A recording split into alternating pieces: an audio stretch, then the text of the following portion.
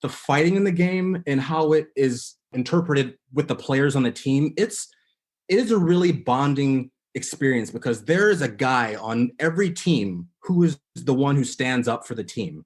If your star is being roughed up and they're slashing him and they're doing stuff that they shouldn't to him, someone is going to share a message that you don't do that or you answer to me. Or if someone that gets caught with their head down and they're experienced, they get run over and they're not good enough and they get hurt, someone's going to show up and say, whoever ran over my guy, you don't run over my guy. I'm here and you are going to answer to me. I was that guy.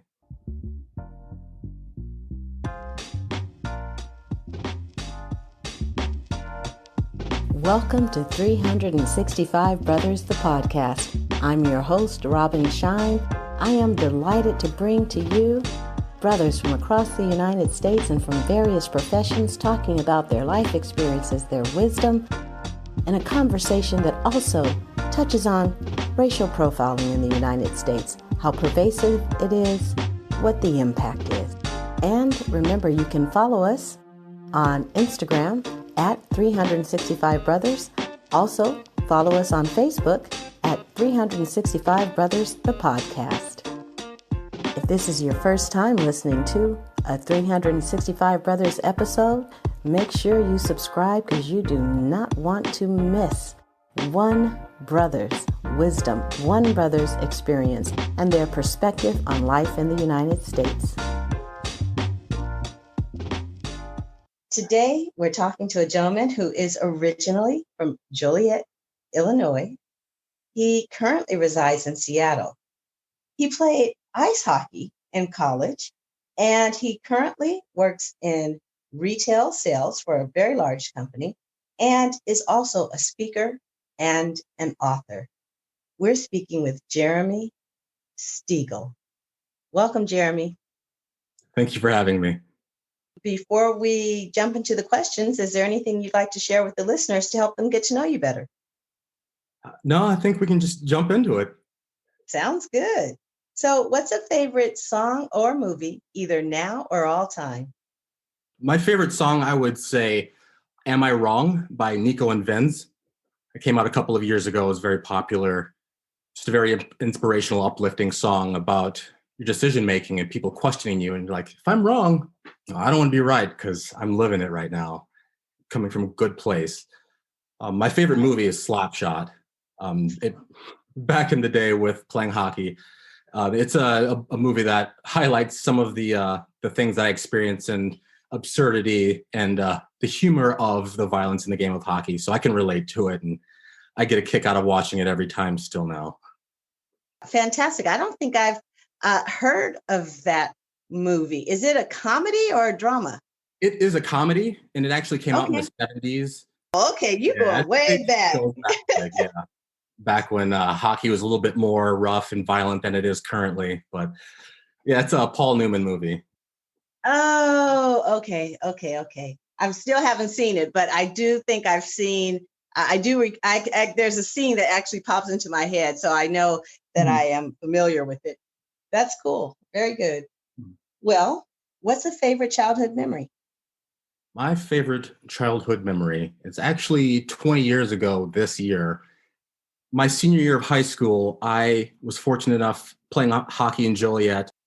Minor hockey team was playing in our league championship for the first time and playing against a team we hadn't been successful against all season. We hadn't really been able to put many goals in the pucks in the net. My parents were at the game though, and so finally being in my first championship game I'd ever been in, my parents were there. They had a nice little ceremony at the beginning to honor the mothers where we gave them roses. And so that was a really cool moment to share with my mom. But during that game, it was one of the pivotal moments for me. I had a goal and an assist in the game, and I drew a penalty to allow our team the opportunity to actually score the goal to put us ahead and to actually win. And when they were going through and giving everybody the trophies and announcing that Joliet Jaguars had won the championship, they skipped me. And I was like, wait a minute, what? Did you not see me out here? And it did not dawn on me until the very end when they said, and the MVP for today's game is Jeremy Stegall. And everyone in the crowd started cheering, friends from high school, My parents were there. The game was on local television. It ended up being in the newspaper. It's just, it was a big moment for me. I'm very proud and very grateful that both of my parents were there to see that, see their child be successful. That is pretty cool. I love when you first started sharing it and you said, and they didn't call my name. I was like, wait a second. This isn't a question about experience being Black. But I love that you got the MVP. How many African Americans were on the team? And I know that's not the point, because like MVP is just MVP, colorless, and all of that. Right. But I have to still ask. I'm just curious. Sure, that's fair. There weren't very many African Americans playing hockey in Joliet or in the league that I was in, so I was the only Black player on the team. But there was another individual in the league, but I'm the one who got to walk away with the MVP trophy that day. How surprised were you? Completely. I started playing ice hockey at a later age than most people. And so the fact that I started ice skating at 15, and a lot of my friends start playing hockey at about age 5 or so. And so to be 2-3 years into playing competitive hockey, and even being able on the team that I was, they didn't know if I would have the skill level to even participate when I was just getting in because it was so late.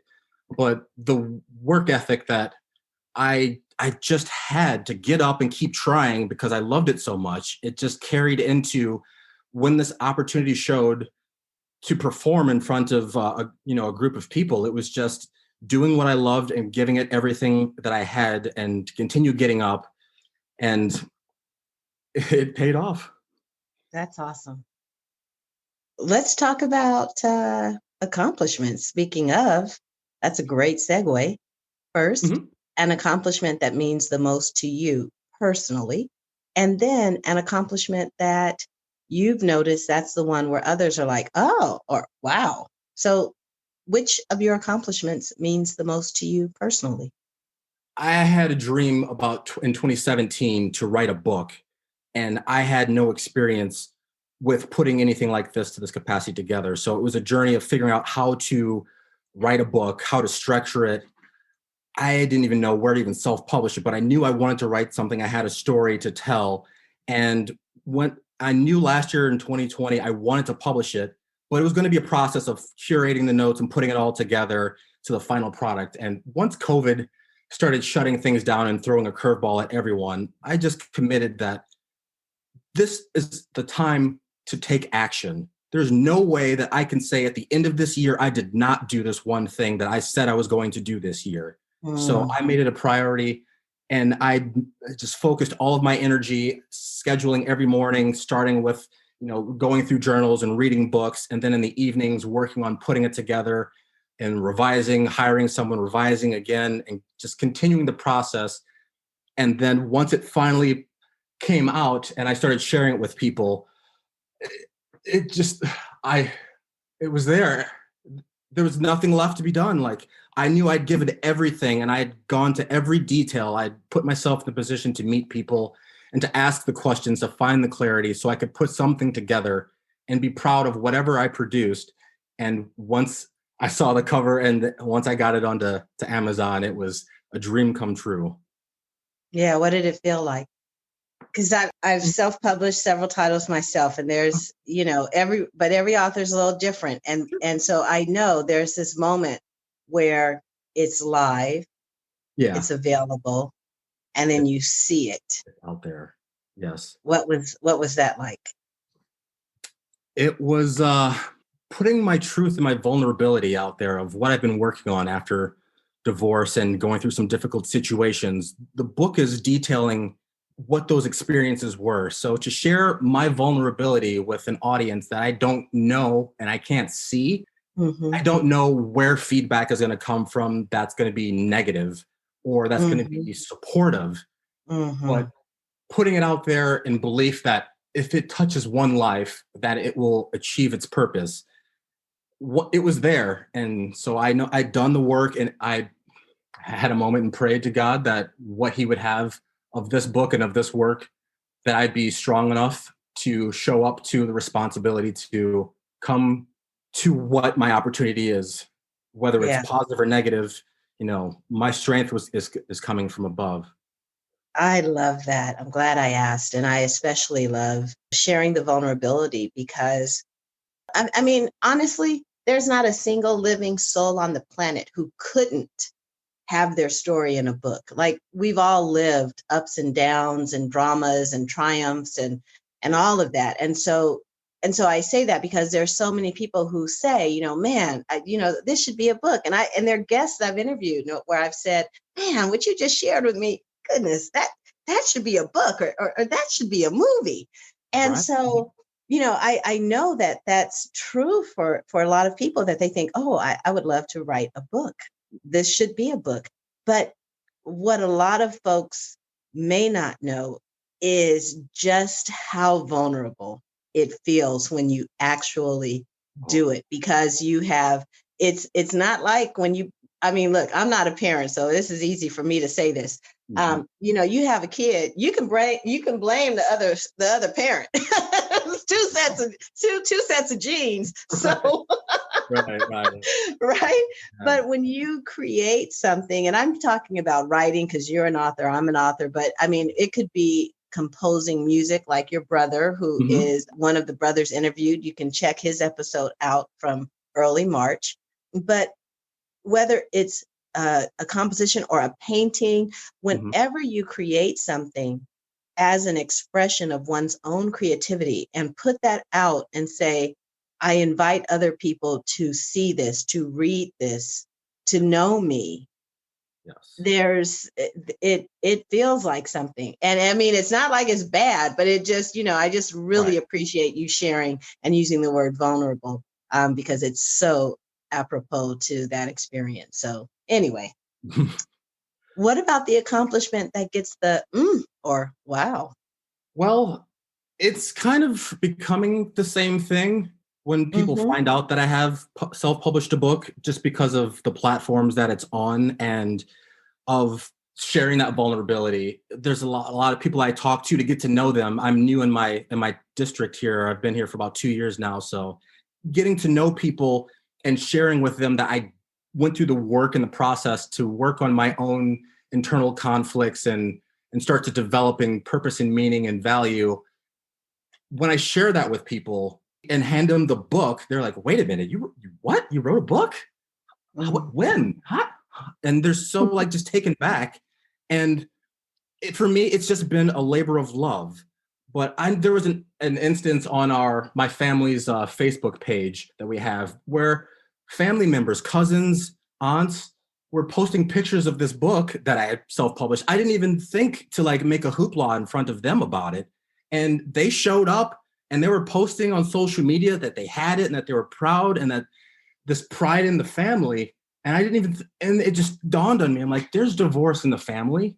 There's struggle that this can be helpful for. I never thought that my extended family would be proud of me to this capacity. And I didn't expect it. And I'm just very grateful that they care enough to show that support. It means a lot to me that it means as much as it does to them.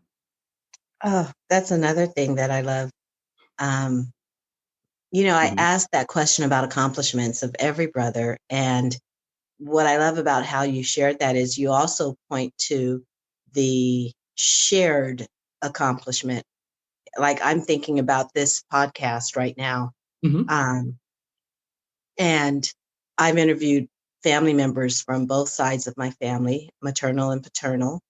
And then they've also are fans of hearing other brothers' stories as well. And I really hadn't appreciated until this moment, as I'm hearing you, that it is also a source of pride and accomplishment for my family, because who they are and their unique and different contributions to me have given me the confidence and the power. I mean, and let's be clear, there's some experiences that I would have been happy to not have. I heard that. Sure. But I just appreciate how clearly you expressed that our accomplishments are shared and owned by our family. And I just, that's really nice. So Thank you. Where I came from, and this is where I got my nurture as I was a young child in Illinois, coming up and having family in Chicago, and all of us finding our way forward together, but being a cohesive family that came together multiple times a year. That I took it for granted, I guess. I mean, it's been a few years since I've been gone, so. Yeah, yeah, beautiful. Well, let's talk about words. Author, what's a favorite quote, saying, metaphor, or book, and why? So I have one of each. And on the topic of family, my quote comes from one of my aunts. And she said at a family reunion once that I have on VHS that's unrecorded. She said, each one reach one, each one teach one.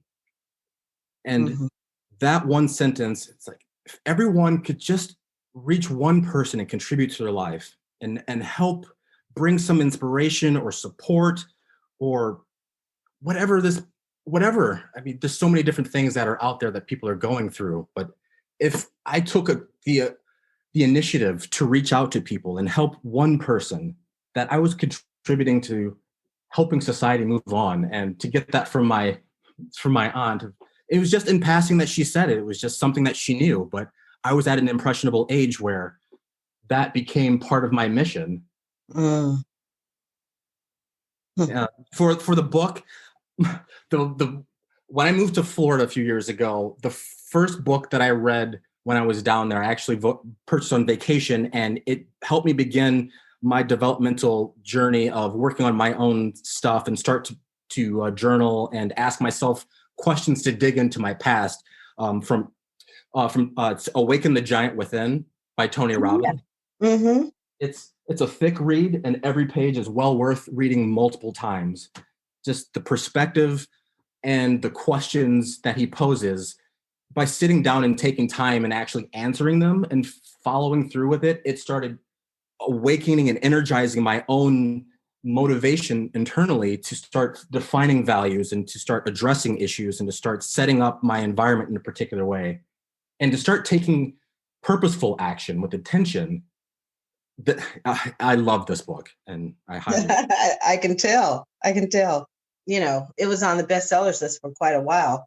Yeah, that doesn't hurt. That's what got my attention to pick it up, because I was with a friend I was with a friend in a bookstore, and we were looking through, a bestseller section, and he was looking at Animal Farm in 1984, and I hadn't read those books yet, and I'm like, well, I've heard of Tony Robbins.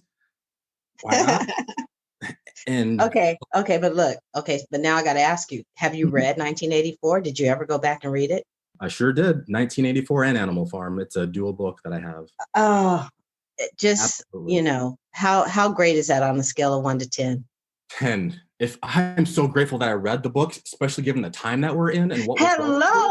Oh my. Okay, listeners, if you have not read 1984, you must read 1984. It's so prescient.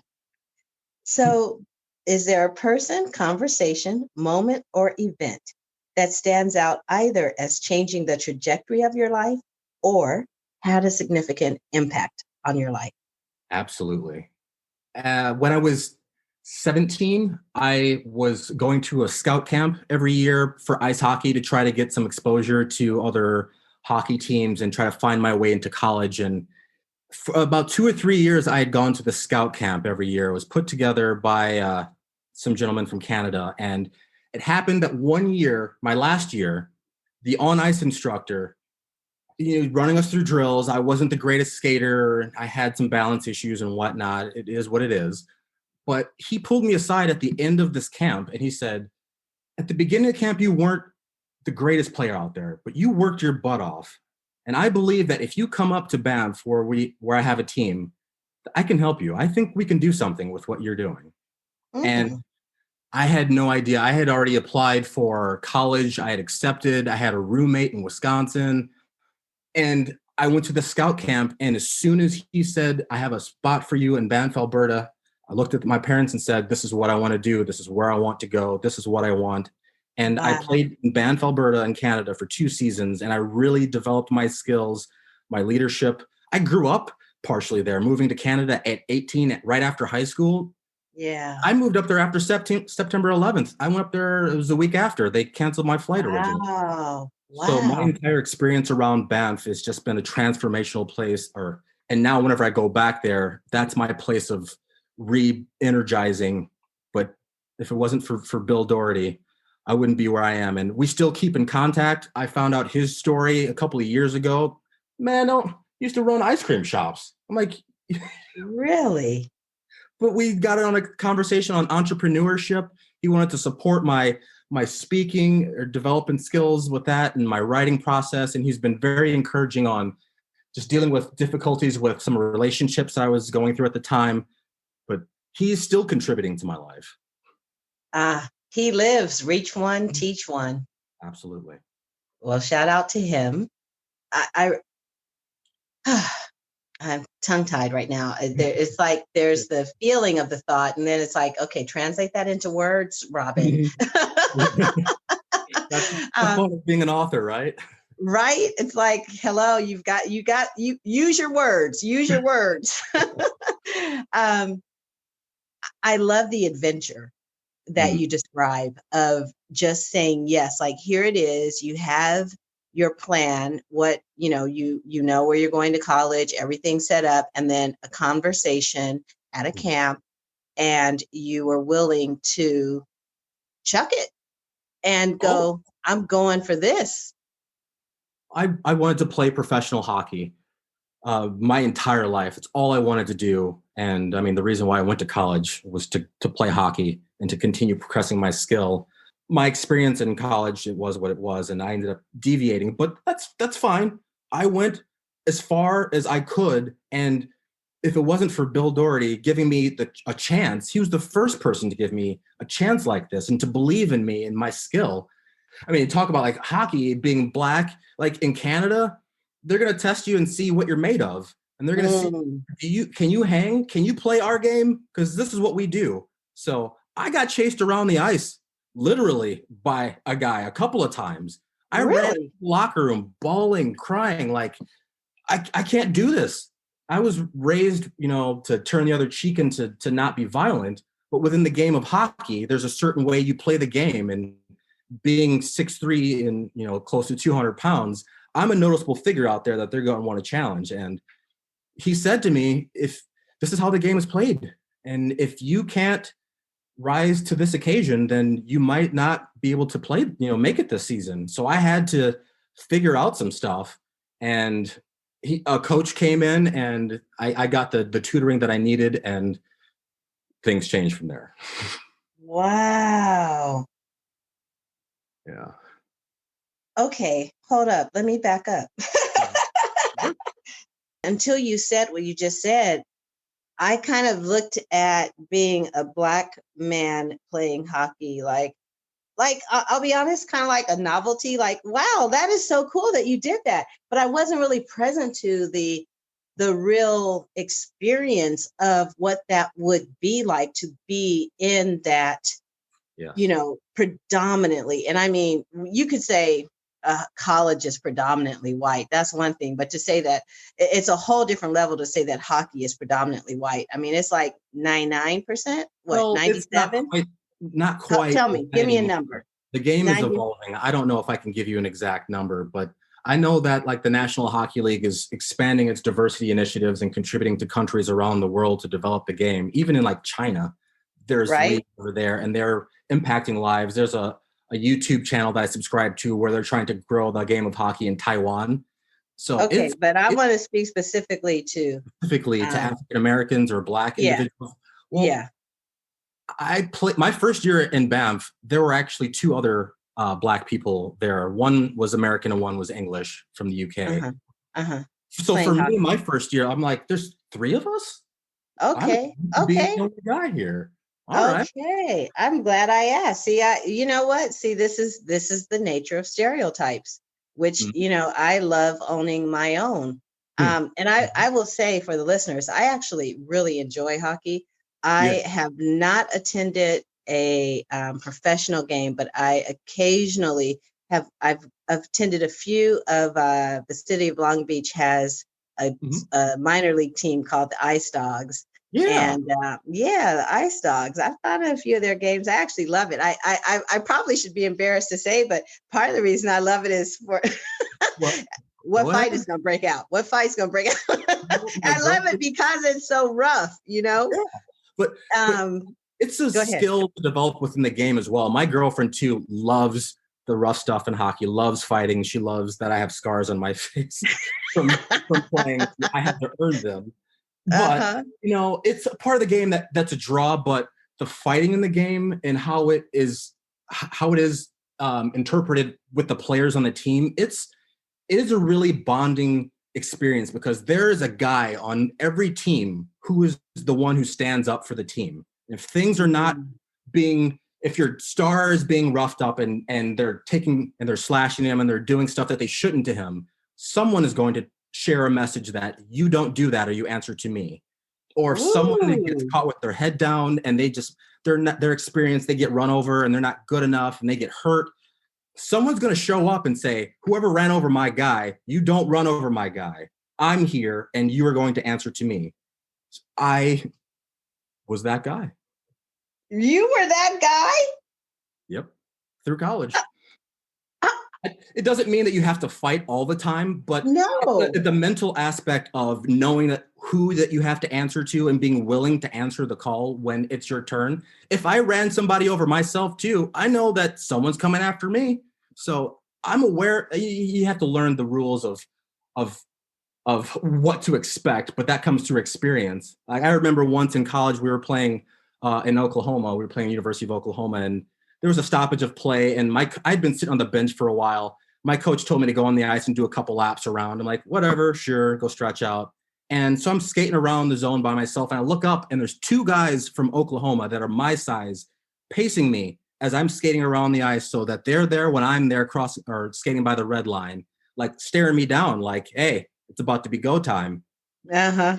Look at coach like, hey, do I have the green light? And you go from there. But I'm grateful that I learned how to defend myself and how to stand up for my team, but also how to use my presence to impact and influence aspects of the game. But if I had to, then I had to show up, and sometimes I got punched in the face.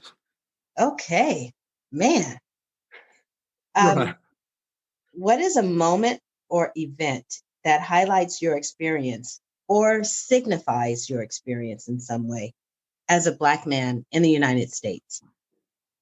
Last summer, with the Black Lives Matter movement, with seeing so many African Americans, people who look like me, men and women, shot on camera, shot in their homes, killed, and thoughts and prayers. Like, I run every week. I run 5 to 7 miles every Sunday. I run half marathons. I love the process and being in flow. And to hear of a man down south running through a neighborhood, I mean, there's other things that go along to it, but I run. So if I see a squad car and I'm running, it's like, after that, I'm like, I hope that they don't look at me like, where's he running to? And why is he running so hard? Why is he running fast? Like, I don't Mm, want to be looked at. Like, I just want to be who I am and be a healthy individual. Like, I've been drunk before and I've passed out in places and startled and woken up. Like, mhm, there's so many people in situations that it could have been me in, just mhm. from living life and doing every day. And that I started getting calls and from my friends who are white and wanting to get my perspective and understand how I was feeling. And it's like, this has always been there for me. I've always had these apprehensions about being the only Black person in a certain area, or being a Black person running, because you don't have a lot of African American cycling or hiking or running or any of that stuff outdoors. But Yeah. I do, and the few that do, like, when something happens, it's upsetting. Mhm. And being a sales rep currently as well too, I had a project that I was working on when I lived in Florida for a couple of years, and at one point, for a couple of days, I had to do some work on a Trump National golf course where essentially my customers were located. And being in that neighborhood, I was nervous the entire time I was doing my job, I'm walking around with my business cards in my hand. I'm making sure I'm dressed to a T so you know who I work for, because the last thing I need is for someone to come out of their gated community home and have an issue and be like, what are you doing in here? Like, because my job isn't sufficient if they shoot me and thoughts and prayers are all that's left over. Like, just I've seen like Trayvon Martin, he was wearing a hood. And like, granted, again, there's other things that go into this, but I never wore a hood the entire time I was in Florida because I was not going to give that an opportunity to even be a thing. I was just becoming a little bit more concerned that my paranoia was being validated on television. And it was just, it's too real. And living in Seattle, I was, by myself last year when the protests and demonstrations were happening, and part of the city, there's a neighborhood that was getting a lot of national attention that wasn't as bad as they were making it out to be. But I wanted to participate in demonstrations.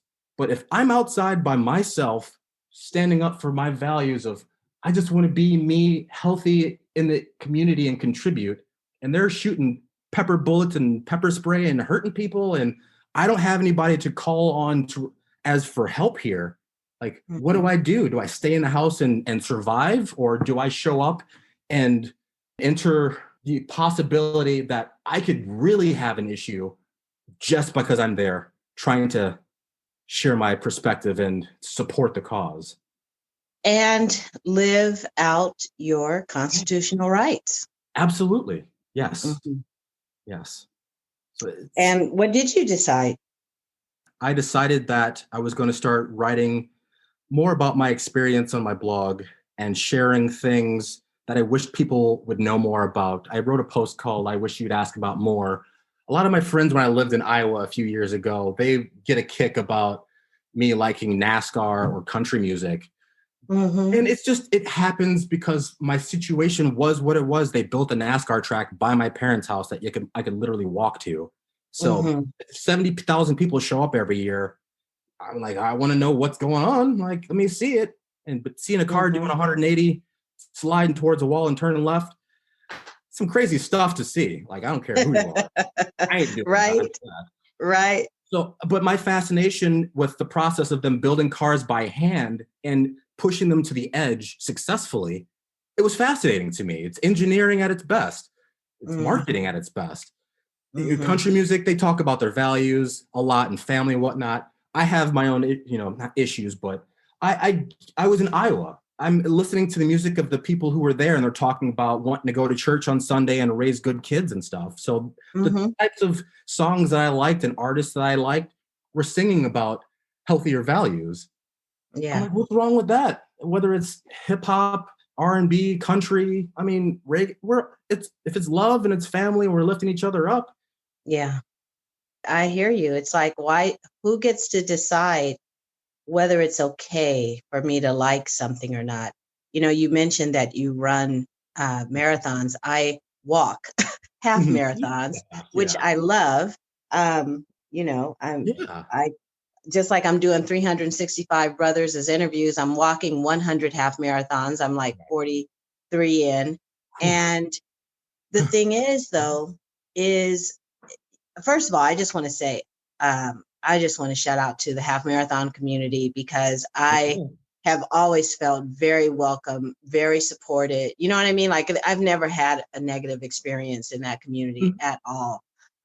Very positive. I mean, here's the deal. If you're getting up at 6 a.m. to go walk or run for no other reason than a little round piece of metal that ain't even worth nothing.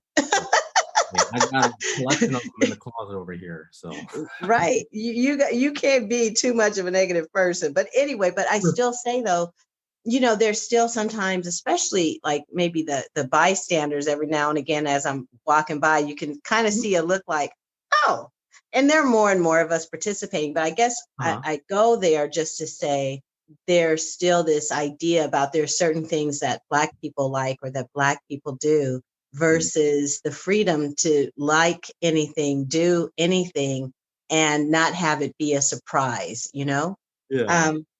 Let's talk about law enforcement. What interactions have you had with law enforcement? What, when? Just an example or two. Well, I mean, a couple examples. I don't have a lot of negative ones, and I'm absolutely grateful for that. Yeah, me too. Me too.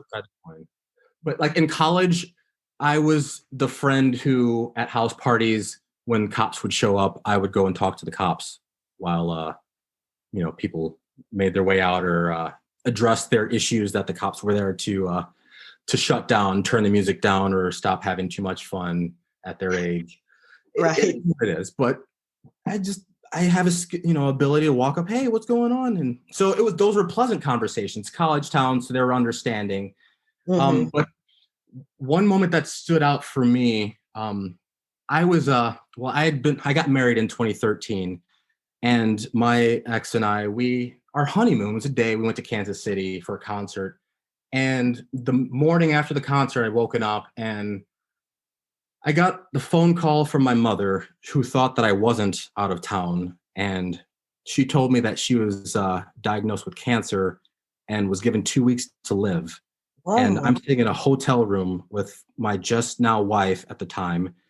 And I'm like, well, I don't even know how to process this in a hotel in a different state. Like, I need to get home. Yeah. So with the weight of that, we get in the car, we're driving on, north to Des Moines, and just driving down the interstate. This pack of cars, whatever, it's the interstate. But a squad car pulled me over at one point when I was going around a semi truck. It was moving below the speed limit. We were going up a hill. I'm in a hurry because my mom is sick and I need to connect with my family and figure out what is going on. So Yeah. I got this, urgency in me. And so there was a car following me too close, and the squad car pulled me over. And I was under the speed limit. I don't know what's going on, but I know that whenever I get pulled over, it's have everything ready and hands on the wheel and, be accommodating and all that sort. So when I asked, why did you pull me over? He's like, that car was following you too close. Were they with you? Like, I have no idea who that was. Oh, okay. Well, and then he starts on something else. I'm thinking, you pulled me over because someone was following me too closely? Why am I Right. now? Why did you pull over the other guy who was following too closely? Exactly. Exactly. But Mhm. when I was having this conversation and asking him that, I was trying to share with him that I felt an urgency to get home. And he's like, well, come back to my squad car and let's talk about this. What? So now I got to get out of my car and get into the squad car in the front seat and tell a police officer, why am I feeling the urgency that I am? And I literally had this moment. I'm like, I have nothing left to lose. I don't even care anymore. And I said to him, I don't care if you give me a ticket or what. I just found out my mom has cancer. I need to get home. I haven't spoken to my dad, my brother, anybody, and I'm freaking out on the inside. And you pull me over because someone's following me too close. And I just start bawling in the car. I'm like, I'm a man. I'm 6'3". I'm in shape. I don't care. You're going to see the most vulnerable that I am because right now, this is what I need to let out. And because you don't want me to get home right now, you're going to get to see it. Mm-hmm. Mm-hmm. And I mean, the compassion that he did extend, and I didn't get a warning or I got a warning, but I didn't get like a ticket or any of that. And he's like, let your wife drive, just get home, do what you have to do. And she drove slow, and I'm just sitting in the passenger seat after like all of the weight and emotion came out of me that I was trying to hold on to until I got home. I'm like, if you want it and I'm not even in trouble, like whatever, man. So Yeah. but I try to be respectful whenever I see, a person in law enforcement. I have an uncle in Chicago who's a police officer, so I have the utmost respect for them. They have a difficult Yeah. task ahead of them, and it's not easy. You know, and I've said it before and I'll say it again. I personally, I got no issue with any officer who's appropriate. Right. It's the inappropriate. And for me, the real issue is also how many officers are not willing to get together to stamp out what's wrong. I'm going to do my own little promo here.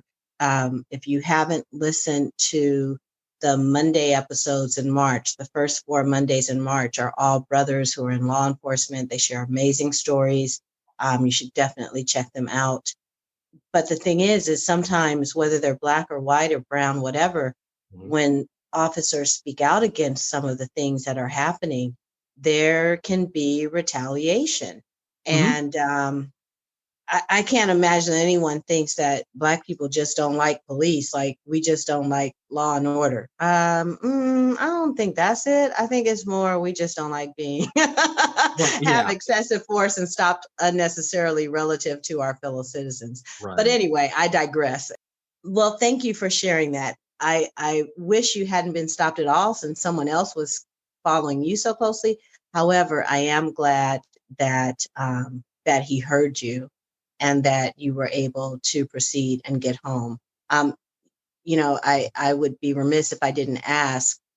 So when you got home, how is your mother today? Was she able to get treatment? Well, she did get treatment, and she survived 2 years until she got to a point where she wanted the quality and not the quantity of life, just trying experimental medications and different treatments and not feeling like herself and going through a roller coaster that was just affecting the life that she was able to have. By the end, she stopped doing the treatments and whatnot, and just wanted to enjoy the time that she had remaining, and spent her final days at home and passed in 2016. Got it. My condolences. Were you able to connect with her in a way that it was complete for you? Oh, absolutely. I mean, having the conversations with my mom of, do you wish you ever traveled anywhere, saw the Eiffel Tower, any of that? She's like, no, I did everything I wanted to. Anything. But the most important thing to me is I know the last thing I said to my mother was, I love you. And it was on Mother's Day. I'm glad that we don't get to choose when the people we love pass on. And so sometimes we don't have the opportunity to choose our last conversations, or we just don't know. But I'm glad that you were able to have that experience. That's awesome. Yeah. And her celebration at the end, seeing the people who I'd heard stories about for years. My mother and I were close, and we talked all the time about her being a nurse at work and what she was going through and whatever. And to finally meet the people and to connect with the people I'd heard stories about for so long, and to hear from their perspective of the impact of my mom on their lives. I'm a very fortunate person. Yeah. It's clear from how you speak of her and how you share that others spoke of her, that she was a really amazing woman. Yeah, absolutely. I sing every day to keep her memory alive. My mom used to sing in the house all the time. And so it's like, what can I do to keep it going? Even though I'm not singing gospel like she would, the fact that I'm humming and singing and carrying that spirit that she embodied. It's beautiful. Yeah. Yeah. Thank you. I kind of want to skip I am going to skip. It's my show. I can skip around if I want to. I want to ask you, what is love to you? It's so many things. It's a journey and a willingness to be in the fire with your partner, the difficulty of their imperfection and insecurity, but also to support and to uplift their journey of learning who they are and developing and evolving as a person. It's this compassion for another and what they're going through, that it fosters a willingness to go an extra mile yourself, because it means that much. It would mean that much for them if you showed up. And I grew up in a healthy home where I saw my father love my mother every day until the end. She would joke, and when he'd be hugging her, turn me loose, leave me alone. He'd start singing, turn me loose, turn me loose. But she loved it. Right. She would fight it off, but he just was all about her. And so I have this model of just abundance of love and just hugging and physical appreciation and sharing verbally. It's my love language of how to communicate my appreciation. Also, my brother mentioned that I got to learn my own lesson in love languages. But Mm-hmm. I had been single for 3 years, and my girlfriend's love language is giving gifts and the thought behind it and the meaning. And Mm-hmm. when we had this realization that it's not like I didn't give her anything for Christmas or any of that sort. It's just her perception of the thought behind the gifts was different than my perception or my definition of the meaning behind the gifts. And Mm-hmm. so when we had this disagreement a couple of days after of what was really bubbling under the surface, we were both having this love language not being met by the other, that it was very frustrating to deal with when both partners aren't happy. But I'm like, I told her, I want to stand in the fire with you and I want to be with you in this moment. And I'm hearing that there's something that I didn't do that means a lot to you. And I don't know why yet, but I will learn why. And I learned, and she will never have a feeling where she doesn't know how much I care about her. And she won't, and like, she will know that I put thought behind it, and she will know that I love her. And Nice. Nice. it's a commitment. It's showing Isn't up it? when it's difficult. Yeah, it is. But I'm divorced, so I learned a hard lesson of having, some support there, and then finding out that they didn't really believe in me in doing something, or not really doing work to understand how far and how much work am I really willing to do myself to give to my partner. And so I have to take accountability as well, too, that I had to learn some difficult lessons, and I went to personal development events, and it's part of the reason why I've read as many books as I have on communication and relationships, so that I can be prepared for when I met my girlfriend and be able to bring a better, more rounded, more understanding and curious person of where is she coming from and what is her experience and what does she need to have met. You bring up something so important. So first of all, I acknowledge you being someone who's hard at work on oneself, on yourself, to be the best partner you can be.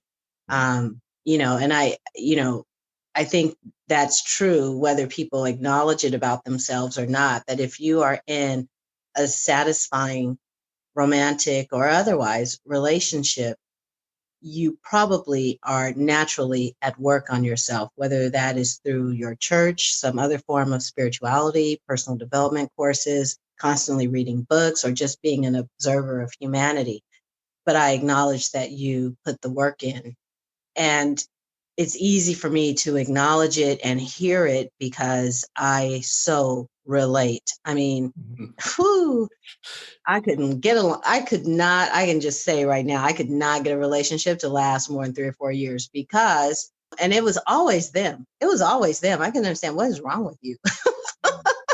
And then I started doing some work and looking at, how I could be more me, but I mean that in the most positive way, like really understanding myself.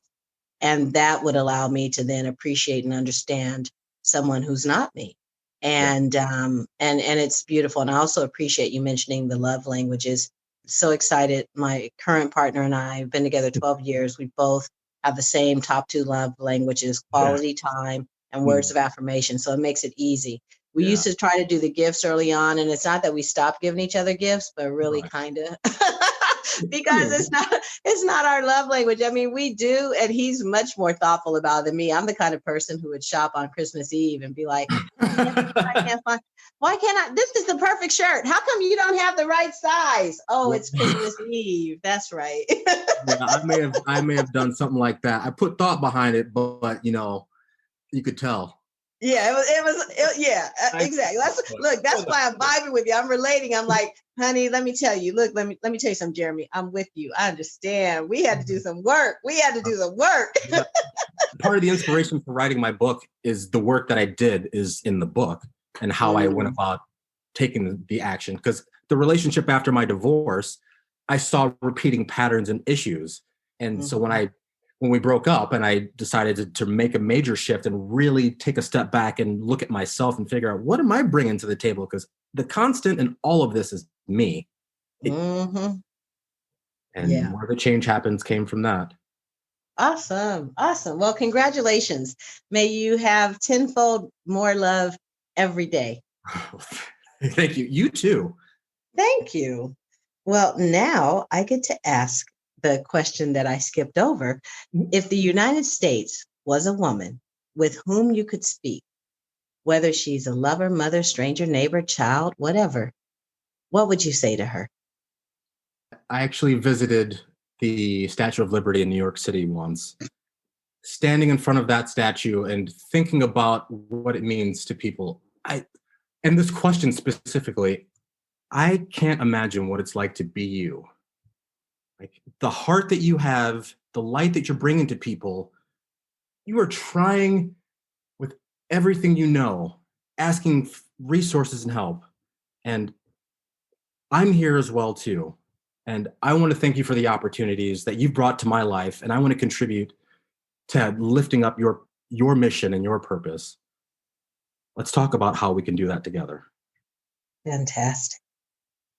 Well, what is something you've learned through your profession, training, experiences, or adventures that you believe more Black men should know but don't, knowing that whatever you say, it benefits all of us? I've been preaching this one for a long time, and it is something I read in The 7 Habits of Highly Effective People. It's a story or a poem that was referenced in the book. And essentially, the common denominator of success is doing the things that failures don't like to do. Common denominator of success is doing the things that failures don't like to do. I recorded a voice note on my iPhone, and every Monday for almost 2 years now, I listen to this speech because it reminds me that everybody has something that we don't like to do, that if we actually did it, it would make an impactful difference in our life. It would be beneficial to the journey. And the people who are successful that we see in lights and glitter and whatever, in news, magazines, tweets, whatever, like they are doing things that they don't necessarily like doing sometimes because they know it will contribute to the overall goal and the big picture of what they define as success or a life of purpose and meaning. So if you can find the courage to take any amount of action, one small step forward, and doing something that might not be necessarily enjoyable or the first thing you would want to do, but it will contribute to your journey and it will accumulate success or successes. I would just love to share that with people. It just reminds me of my purpose all the time. I mean, really being able to motivate myself with purpose that gets me out of bed at 6:25 every day to follow a process. I'm not a morning person, but I get up in the morning because it makes the biggest difference in my day, and it translates into my occupation, my relationships, my interactions, and it brought me here. Nice. Well said. Well said. Well, Jeremy, now that you've participated in this conversation, what did you get for yourself personally out of participating in this conversation? Being able to share the weight of my experience and how I felt, whether it's being, a Black or an African American playing hockey or being pulled over anything, there are good interactions that are happening out there for people of color. Let's remember this. And I feel connected and I appreciate feeling or being heard and seen, even though we're not literally seeing. Be able to share the story and have this connection. It's encouraging to continue taking steps forward and to do that difficult thing that I might not like to do. And to show up in communities that I might not have a lot of experience in, because there's something here. Fantastic.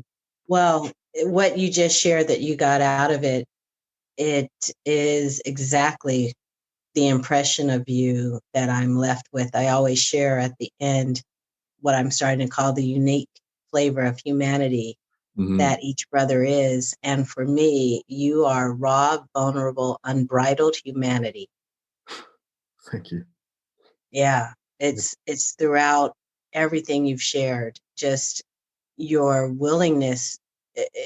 It's beyond just being vulnerable, because that word, it could Mhm. sound just kind of overused or kind of trite, but I mean, you really bring your full self and share your full self wherever you go. I'm very clear about that. So thank you for being that in the world. Thank you. Remember, you can follow us on Instagram at 365 Brothers. Also, follow us on Facebook at 365 Brothers, the podcast. Lastly, I just want to let you know, producing a podcast, it takes something, and I'm really grateful to have partnered with alitu.com. They make publishing easy. There's a link in the show notes for anyone who either has a podcast or is thinking about a podcast. You don't need to learn all that sound balancing and compression. Save all that. Use your time for what matters, interviewing and sharing the stories that your podcast brings. Thank you for listening to 365 Brothers. Certainly hope you enjoyed the episode. I encourage you to subscribe.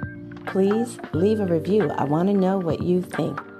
Also, if you know someone who would be a fantastic guest for 365 Brothers, please direct them to our website, 365brothers.com. You'll also find all the episodes there, 365brothers.com. And your support is welcome. And remember, to listen is to love.